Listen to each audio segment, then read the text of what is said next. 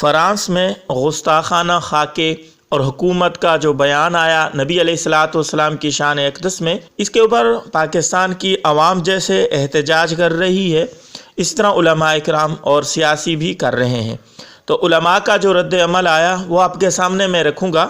مفتی تقی عثمانی صاحب دامت برکاتہم نے ٹویٹ کرتے ہوئے فرمایا، سرور دو جہاں صلی اللہ علیہ وسلم کے خلاف فرانس اور اس کے صدر کی کمینگی کے بعد کیا ہم اب بھی فرانس کی مصنوعات کی خرید و فروخت، استعمال اور درآمد جاری رکھیں گے؟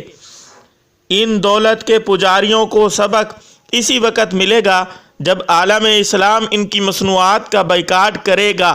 یہ کم سے کم رد عمل ہے جو ہم دے سکتے ہیں۔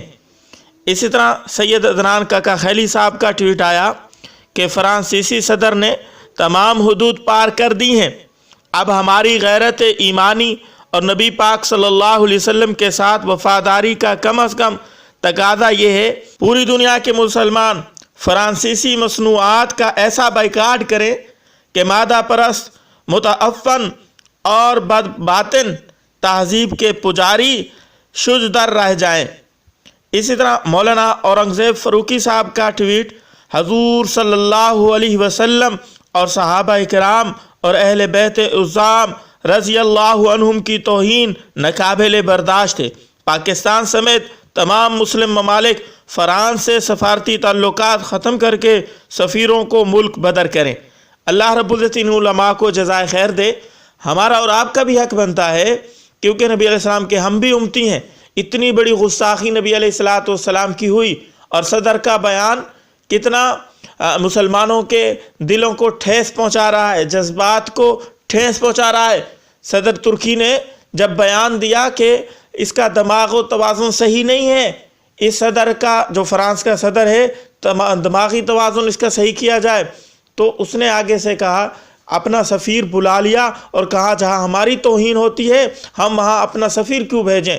تو دیکھیں، اپنی توہین تو یہ برداشت نہیں کر سکتے، لیکن دو جہاں کے سردار سید مصطفیٰ حضرت محمد رسول اللہ صلی اللہ علیہ وسلم، جس کے چاہنے والے اربوں میں ہیں، اربوں کی تعداد میں ہیں، ان کے عشاق، ان کی گستاخی ایک مسلمان کیسے برداشت کر سکتا ہے؟ تو مؤدبانہ دوستوں سے گزارش ہے کہ جتنی بھی فرانس کی مصنوعات ہیں، یہ ٹیک بسکٹ وغیرہ، یہ جتنی چیزیں ہیں، یہ تصویریں آپ کو نظر آ رہی ہیں، ان کا بائیکاٹ کیا جائے۔ ہم اتنا ہی کر سکتے ہیں۔ اور اسی طرح اپنے چینلوں پر اپنے کا جو سوشل میڈیا کا پلیٹ فارم ہے، اس کے اوپر آپ ویڈیو ریکارڈ کریں اور ان کے خلاف جو ہے احتجاج ریکارڈ کرائیں۔ اللہ رب العزت ان درندوں کا جو ہے عبرتناک انجام کرے اور مسلمانوں کو غیرت عطا کرے، اور ہمارے حکام کو بھی اللہ رب العزت غیرت دے کہ وہ اسی طرح سفیر بدر کریں فرانس کے۔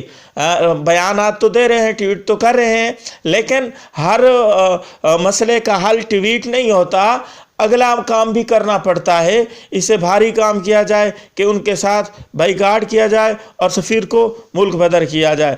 السلام علیکم ورحمۃ اللہ وبرکاتہ۔